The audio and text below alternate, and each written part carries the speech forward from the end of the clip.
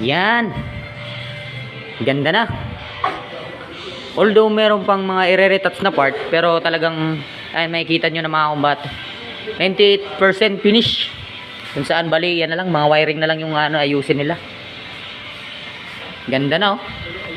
Makikita mo talaga mga kumbate na yung namumuno o nagdadala ng proyekto na to is talagang magaling. Tignan nyo naman yung gawa. Ayan, napakaganda mga kumbate. Ayan. Bali ito yung foreman nila sa pagdating sa pintura. Si Boss Pipoy. Pital ko rin. Ayan, si shoutout boy. Baka meron kang gusto yung shoutout. Shoutout sa taga Vegandos. Ganyan yung mga mga kumbate, mga tumira ng ng pintura kung saan napakaganda ng na pagkadali nila. Ayan. Pre, baka meron kang shoutout dyan, pre. Shoutout Selsan mo. Shelson. Ralph, Boom, ikaw. Shoutout kay Glenn. Glenn. Budabado. Budabado daw. Yan. And makikita nyo mga kumbate, sa pagdating sa trabaho, dito ilabos, talagang pulido ho yung pag-i-instill At ayan, talagang maganda yung ito yung mga kantuhan nila mga kumbate ho. Talagang maganda yung nila. Yan. Bali, nung tiles installation, ito, tsaka nung kisame, dito, kasama ko sa paggawa nito mga kumbate. Pero pagdating sa pintura, bali naka-assign yan kay Ralph Pital ko rin. Bali, siya yung pintor ni Boss Kern. Ayan.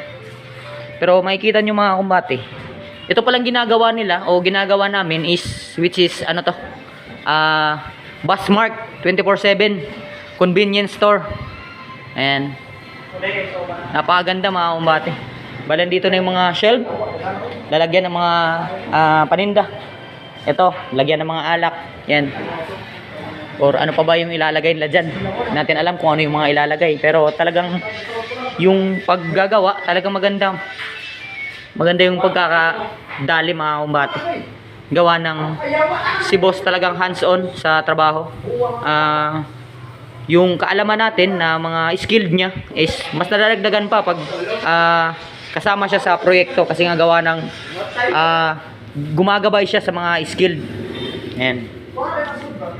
And Jimboy, meron siyang tinatap coat na konti lang naman. Nire-retouch niya yung mga kinakailangan i-retouch. Shoutout sa nagdulad tong ito. Banchong sa Vegandos. Dagara na. Shoutout daw mga kumbate. To, tropang ML. Tropang ML, nag-ML. Shoutout sa Run Mobile Philippines. Laro tayo Run Mobile. Run Mobile daw mga kumbate, Philippines. Shoutout. Ayan. So hopefully, eto na. Ayan mga kumbate, mapapansin nyo.